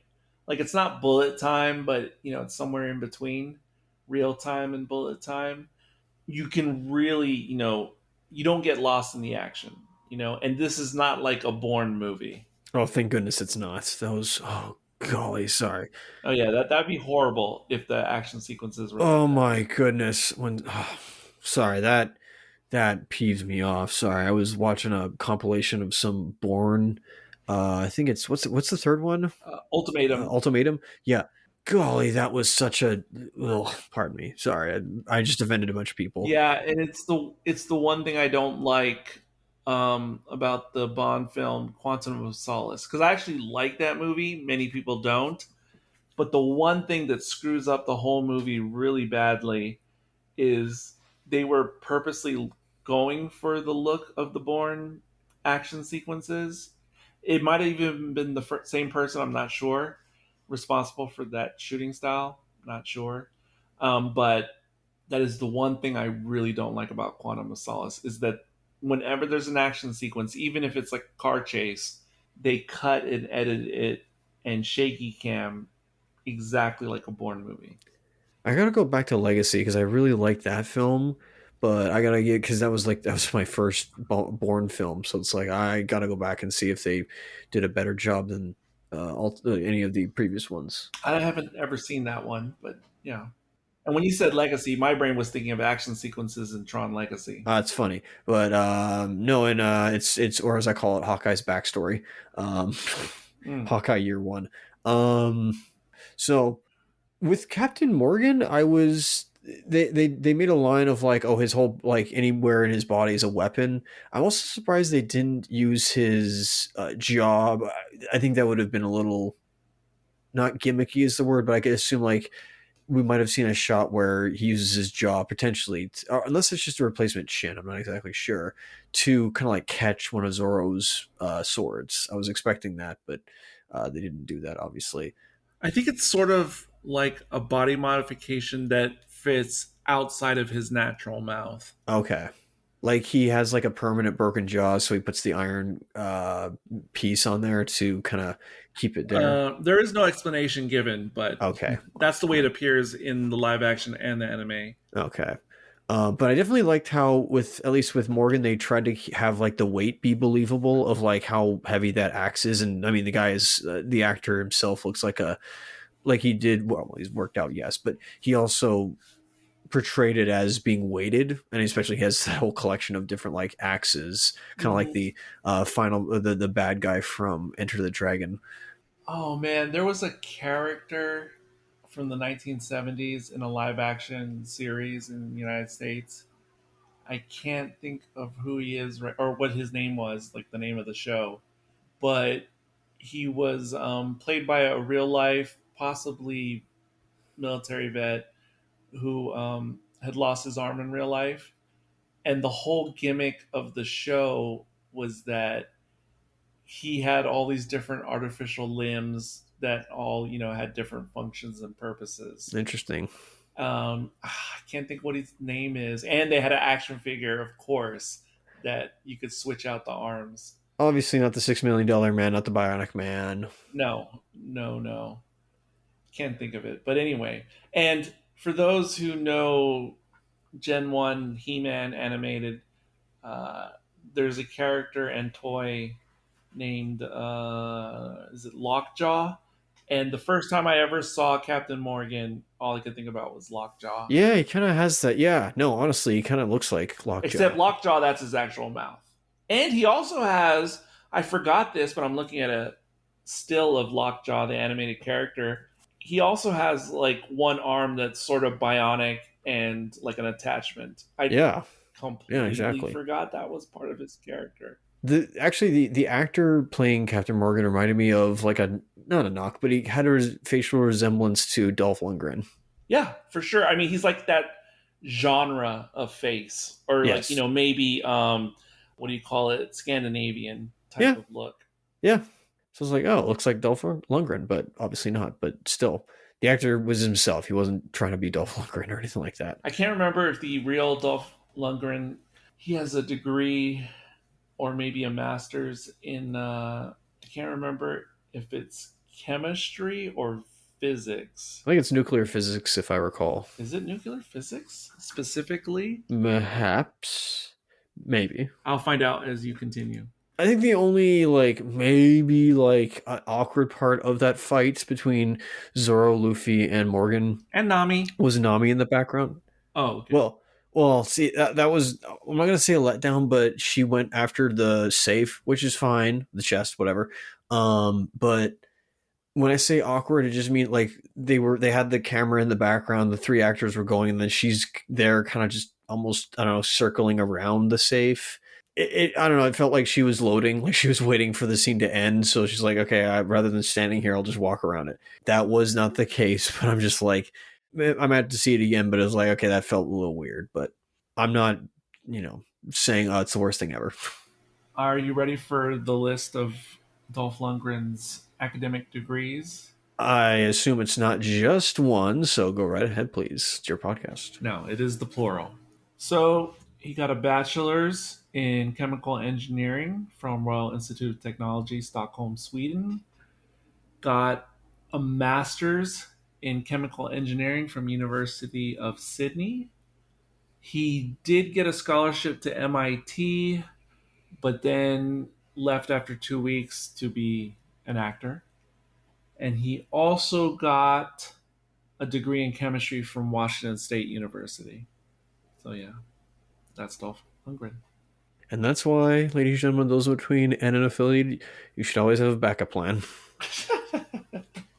Wait, I almost wonder with him, are the degrees the backup plan or was acting the backup plan? But anyway. Good question. So, we've kind of covered all the main points. So, overall feelings and or questions you may have that, of course, I will answer in a spoiler-free way. Or questions of clarification. I don't have any. Okay. Yeah, I mean that genuinely, because it's just okay, on to the next. That's kind of how anime works, of just all right, next. I don't, because unlike Tron Uprising, is this serialized? Would you? Yes. What am I saying? Yes. There might be a world building episode here and there. Are we talking about the live action or are we talking about the anime/manga? Both, all three. Okay, so if we're talking about the live action specifically, it's going to be like other things we've watched and talked about recently, where it's a combination of both. It is serialized, but there are individual episodes that have like a beginning, middle, end. Standalone. But they're all part of a bigger, thing. So that's live action. Anime, it's very much in the anime, like what's standard for anime, which is the way it is in the mangas, which is, in a manga, generally speaking, you have a chapter. That's if you buy an individual manga at a store, that's a chapter. And generally 6 chapters make a volume. And generally those 6 chapters and a volume will kind of fill a story arc. It's the same with standard North American comic books, where you usually have like approximately 5 or 6 issues, sometimes less, sometimes more, but generally like 5 or 6 issues in a row where it's kind of like a continuous story. And then you kind of start a new arc. But it still obviously picks up from the last one. In other words, whether it's American comics, manga, anime, it's basically the same structure as classic Doctor Who, pretty much, which is, of course, a 4-part or 6-part story arc comprised of 4 or 5 separate episodes. But then, once one arc finishes, we get into the next arc. The only difference is, or that gets beyond that setup, is in One Piece, the anime, like the manga, so you have episode, and it's like an arc, episode, it's like an arc. But in the anime, multiple arcs in a row will end up making what's called a saga.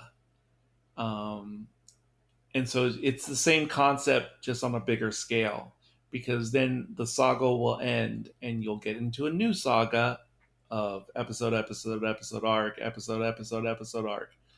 The sagas in the anime vary in length, but some sagas are 50, 60 episodes long. Some sagas are 100 episodes long. Some sagas are 160 episodes long. But yeah. Hey, Eric, I got a question. Okay. Does Luffy find the One Piece? I don't know, because even though I believe the manga has finished, I have to the best of my ability, I've avoided spoilers of where I'm at in the anime. But definitely some things were spoiled on accident, or it was just unavoidable. I got spoiled on some things, but I'm still avoiding spoilers as much as possible, so I couldn't tell you. No further questions, Your Honor. Okay. And just a note to the reader, listener, viewer of One Piece. Of this, episode transcription. So even though they're called Marines, and it literally says Marine on their patches. And visually, it's the same in the manga and anime. I mean, written in English, Marine, same exact logo and everything. Just like the term demon generally means something different in Eastern media compared to the West. Even though it's literally the word Marine in English, it's understood in Japanese to mean Navy. I figured. That's not a big deal. It's something I was wondering for a long time when I was watching this. It was funny where I noticed they were called Marines, but then they dressed like sailors. I'm like, whatever, it's fine.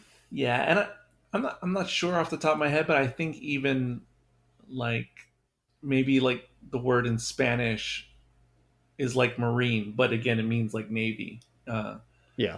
And yeah, because if you go and watch like the anime, even though the dub English voice will say Marine, the sub will say Navy every time. Oh, I guess. Again, this is getting ming-mongy and pedantic on my part, but just saying because my brain like gets focused on random questions as I consume something, and it makes me wonder. I have a question, actually. Now, this is one that I meant to ask. For Mr. Luffy's actor, Mm-hmm. is he? I gotta be careful how I say that. Is that his normal body type? Yes. Like, I noticed that he did work out. Like, I saw the muscles on his biceps and triceps. Well, I don't know if he works out because I've known so many guys, some gals, but mostly guys who naturally are that cut or whatever. Of course. I only asked because are his limbs that long? Or no, I don't mean the obvious CGI or the obvious like CGI use, but Yes, yeah, that's his natural how he looks in real life. like he's got longer arms. Yeah. Oh Yeah. wow, that's jackpot, baby. They snagged him like well. That's he was born to play this role. Many would probably agree with you, and Oda definitely likes the casting. Well, not only that, you already know this, but listeners may not. Oda was definitely heavily consulted and greenlit a lot of the ideas and creative. What do they call it? Decisions? No. No. What do they call it when dramatic license? Or Oh, artistic license. like they do like artistic license, like when you do like a biopic or something like that. He definitely approved any type of deviations in scenes or certain situations. They all had his approval because any deviation had to be in the spirit of the original manga or anime. Yeah, this was not what had happened prior with Netflix's Cowboy Bebop, which one day I will talk about. Absolutely not. Same production company, by the way. They tried again, but this time they tried One Piece, and looks like that one was a lot more successful. Yeah, for those who don't know already, as far as adaptations of an anime or I guess like a cartoon series into live action, this is by far and away the best adaptation I've ever seen of any property going from animation. And it's not even close for whatever is second place on my list. It is not even close. And the way I can justify this without getting into details or anything is that the reason I consider this easily the best adaptation is because it's also the only live action adaptation I've seen of something. At times, I think it's better than the anime. Like, actually, a lot of times. It feels like the anime is good, but this feels like a improved, refined version of the original. And I definitely cannot say that about any other live action adaptation that I can think of off the top of my head. There's probably something obscure that works, that fits, but not anything that's like really popular that I can think of right now. Oh, and just to set the record straight, there was other than McShane for actors that like, oh, do you recognize anybody? The actor who played Nami, Emily Rudd.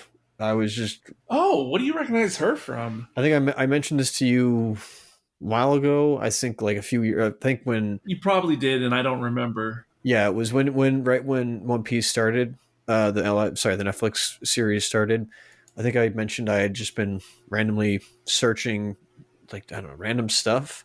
Maybe I missearched Paul Rudd or something like that. And then she came, obviously not associated with Paul, but she came up, and oh boy, she's a very good looking woman. I tell you that. Like her eyes, her face, just jeez. So I had never heard her speak, so this was the first time I was listening to her speak, and she sounds normal. Well, that's great. Wait, what did you see her in before where she doesn't speak? Yeah, no, it was just images, like pictures of her, because she was, I guess, a model in a way. And again, her eyes are just hypnotic, and I'm like, dang, like she's very like good looking in the face. Yes, Nami is easy on the eyes in any format. Although I've played One Piece Warriors by Toei, or not Toei. I forget the name of the company who does all those Dynasty Warrior games. Oh yes, I've played One Piece Warriors Part 3 and Part 4, and Nami's CGI or CG model is based on the anime, but very accentuated in a weird science kind of way for those who know the movie well.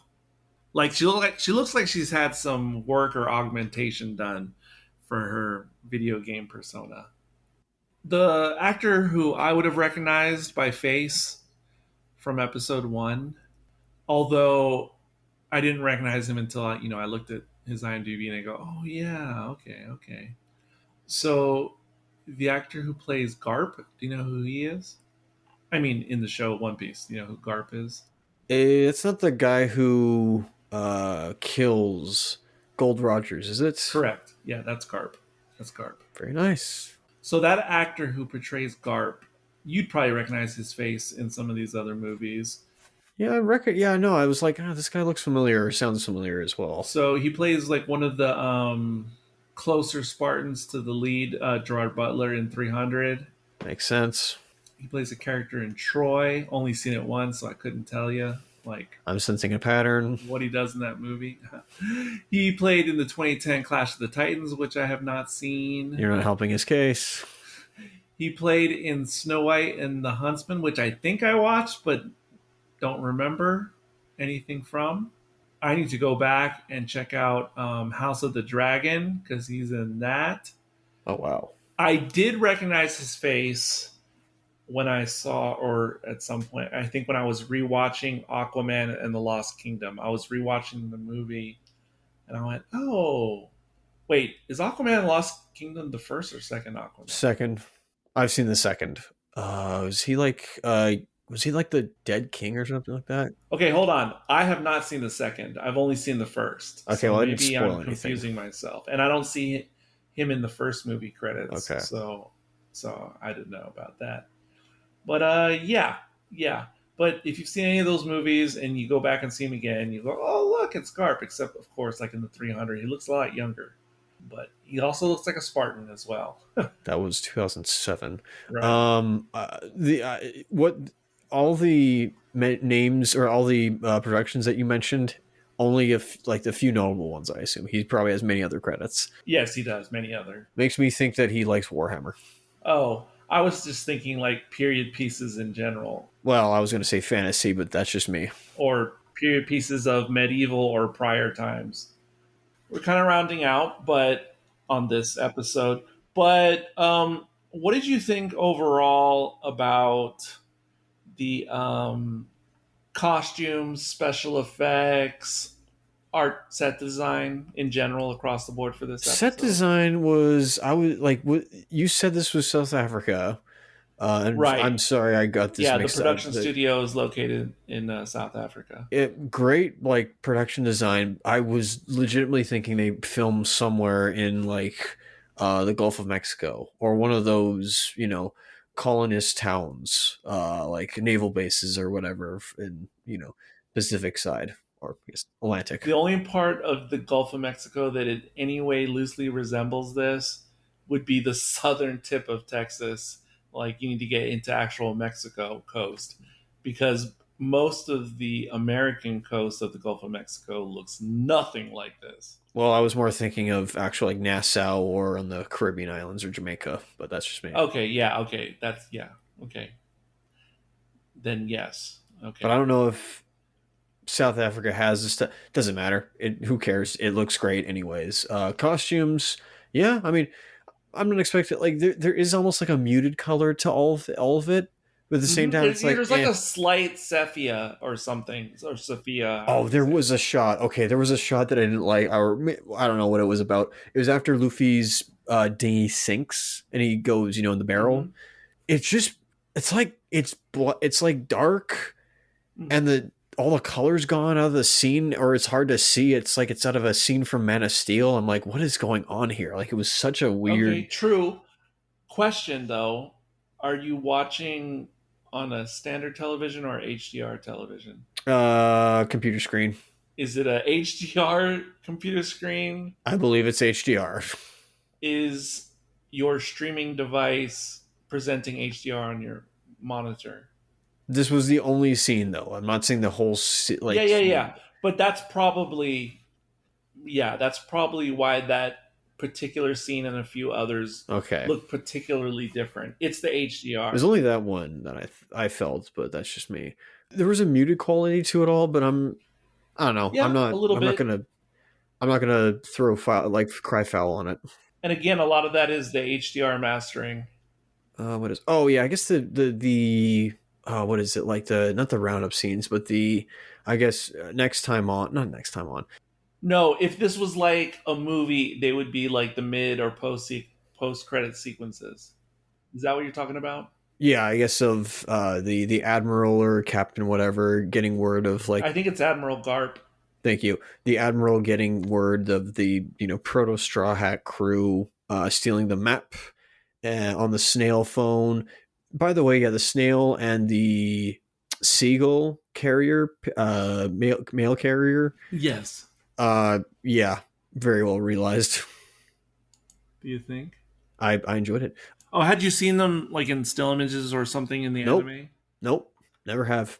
But yeah, it was just like the admiral getting notification. That's fine. Like I assume, like okay, that just indicates that he's going to show up at some point and cause a rift, or not a rift, but he's going to cause some be an obstacle for the proto Straw Hat crew, and then the clown pirate or whatever his name is, Buggy, thank you. Yeah, no, obviously set up twice by way of his poster. Those were cool, by the way. The posters that they did, that was pretty cool. I was like, I had my smile on my face there. And then there was like a informant of his that left the bar saying like, oh, there's these pirates. Yeah, again, same thing. They're setting up like an obstacle. So it's like, okay, we're going to deal with him either throughout the series, like the next few episodes, or just in the next episode. I'm not sure, but we'll get there. Its inclusion here at the end, both of those scenes, I believe part of the reason they're there is because it's something that is generally common in quote-unquote pilot episodes, like in the old days on network television, or especially pilot episodes of the modern streaming era, which is, it's very common for like a new series on Netflix or Prime or whatever, that they produce a pilot just like they would for old network television, show it to the execs, and then they choose to greenlight or not the rest of the series. And so therefore it's very common in the old days and current days to just put a little bit of something at the end to make whatever exec or person who's making the decision to just maybe want something more. And so that's why I feel like that was probably included. Like, it's not just for the audience, is what I'm saying. Of course. No, I understand that. So I'm not going to say it's like, oh, it was forced in there. No, it's just like, no, it's a standard thing to kind of maybe entice the audience in there as well, to say, all right, this, I don't want to say like it's a cock tease for those fans. It is, because definitely I've watched first time reactioners who are familiar with the source material, and yeah, they get excited because part of the fun, if you're already familiar with the IP, Of course. is to see what is it going to be like in live action. What are all these characters going to be like, look like? How are they going to be realized? I'll say something about the wanted posters. They're pretty much presented exactly the same in the manga and the anime.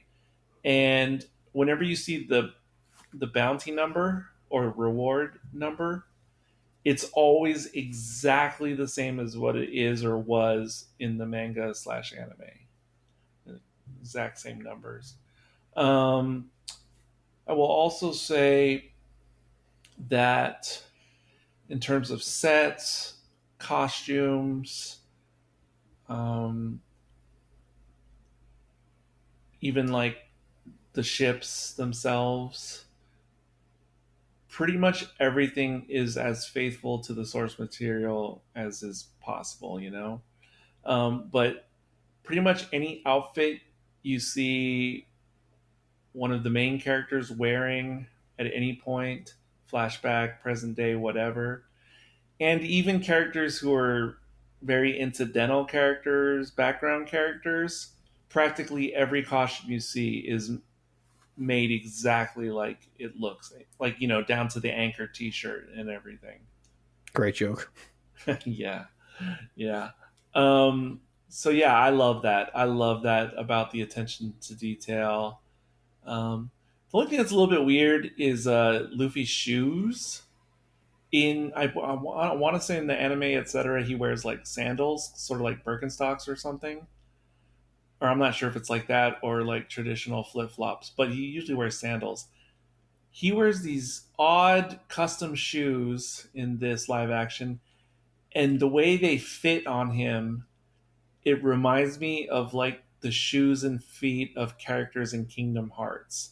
So every time I see Luffy's feet in the live action, I think of a Kingdom Hearts character. Saying Luffy is a confirmed character for Kingdom Hearts 4. Oh, that would be crazy. But that would be absolutely. It's not a Square Enix character nor a Disney character. What gives? But yeah. So I love that. What did you think about? Oh, you kind of already answered that question. And the other thing I think is really cool about the studios, etc., that they use in South Africa, and I'm pretty sure I'd have to look it up, but I'm pretty sure those same studios have been used for many series and movies that we would have heard of. But one thing that's really cool is after I watched the whole entire series, there's VAM available on Netflix to watch and YouTube, like officially produced Netflix VAM, value added material, special features. And when you watch some of that stuff, you get to see like real tours of the shooting set, etc. And so much of what we see in this episode and throughout the series was produced with physical sets, life size. It is so impressive. Like all these pirate ship hulls, like the interiors, are practically produced 1-to-1 scale in real life. It was, I definitely was like, are those actual like, ships that people had to work on? Like, that's insane. Yeah, and the ships that they constructed, kind of like James Cameron's constructed Titanic ship for the movie, they're actually sitting on real water, like out in the open in the real world. They're not just inside a humongous studio. Yeah, I kind of got the feeling that they were out there, and that was pretty awesome. I was like, no, these ships, they're the real deal. Yeah, when you watch behind the scenes, it's just damn impressive. And there's some sets you'll see later in future episodes. And gosh darn, like, wow, how expensive is this show per episode? That was not easy to make, and definitely probably cost a lot. But Of course, there's green screen at times, obviously, but this is not like one of those modern shows where you can just tell they're using the volume over and over and over again. I think, okay, I'm one of the few people who watched all the episodes of the Willow revival series on Disney Plus. And to be fair, overall the show was okay, but it definitely had issues. But it was okay. I didn't mind watching it. But there was one episode in particular of that series where they're on a small ship, similar in size to the ship that Nami steals. The whole episode more or less takes place on this small ship that's in this crazy fantasy huge like desolate ocean, and practically the whole entire episode is a set of a ship that size surrounded by the volume technology, like the whole episode. And that was distracting to me, but anyway, what can you do? Yeah, I think we've kind of covered it all and then some from the first episode. Is there anything else you wanted to say until we get into, basically a combination of final thoughts and rating this episode? I'm good. No, I'm good. I mean it. I'm good. Like if I don't have engagement for like, oh, questions I want to know next, like no, I kind of just want to go with it. It's like I'll learn as I go along. Yeah. So in English, by the way, those snail phones, they're usually referred to as snail phones. Not necessarily in the series, but just amongst fans or whatever. I had no idea what they're called in Japanese. In Japanese, they are called Den Den Mushi. So I had no idea. But Interesting. yeah. Yeah. And of course, it's right out of the anime, of course. The snails and the carrier seagulls or whatever they are. All right. What's our unit of measure going to be? One Piece. Okay. Even though we don't know what that actually is, I guess we can use it. Does anybody really? Oh, I have thoughts. Yeah, But of anyway. course. Well, yeah, of course. Oda knows what it is. Either the map that they need to grab or the devil fruit. Oh, you're saying those are the choices? Those are the choices. I mean, there's obviously others. I'm not the one that I've been dictating a lot of that recently, but it's like I only just throw it out there. But it's obviously. I'll go with the devil fruit.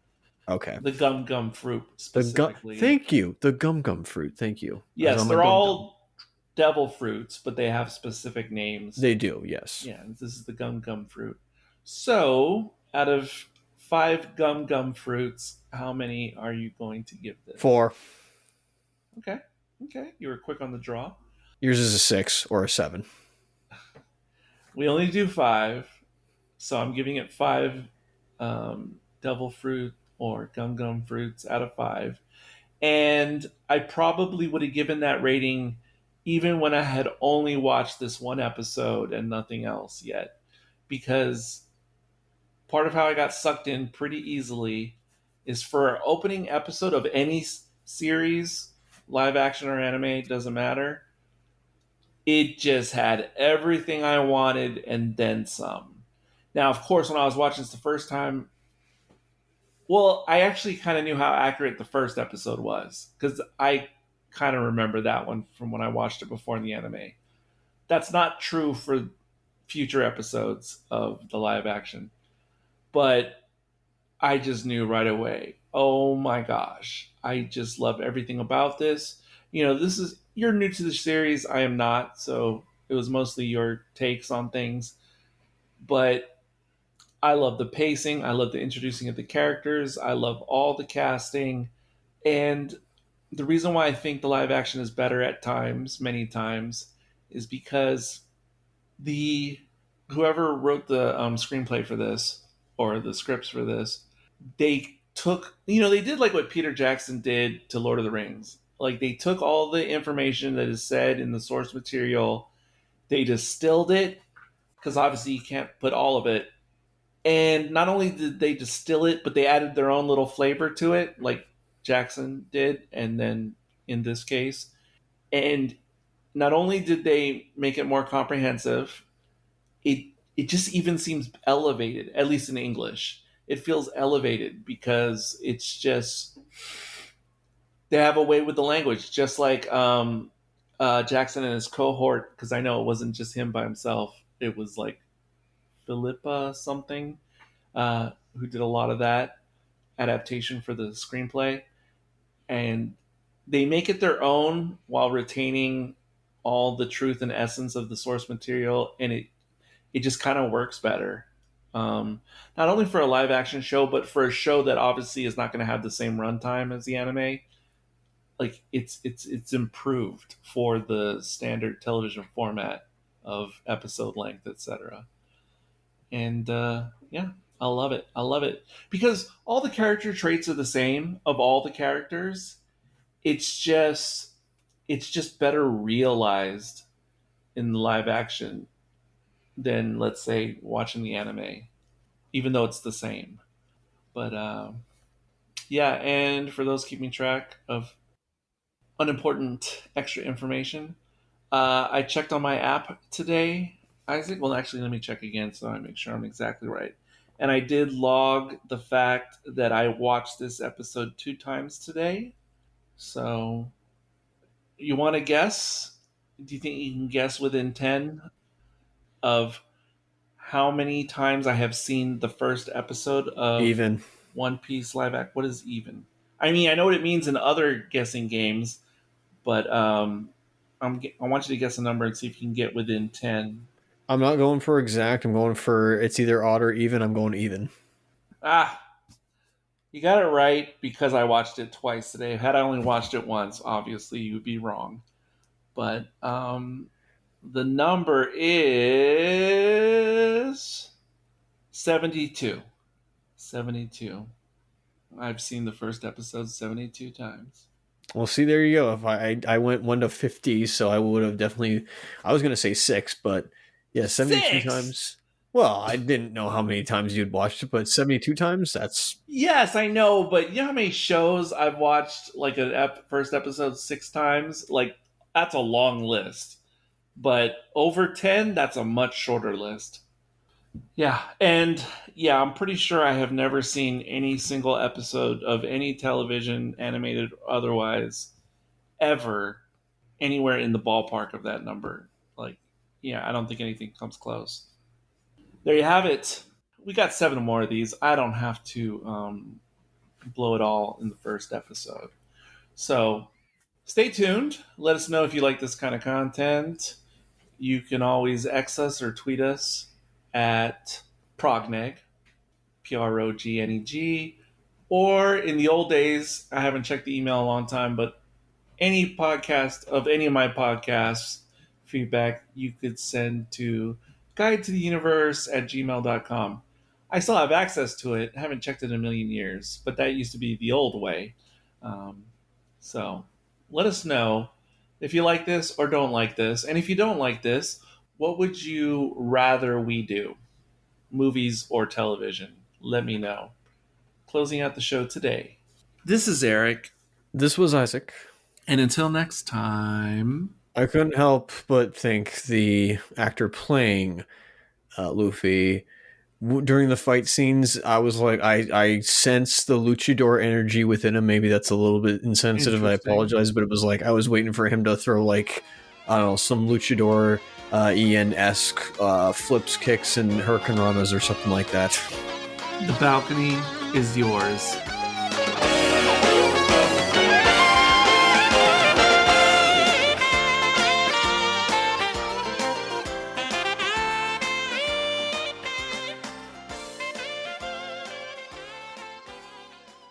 Prognosis negative.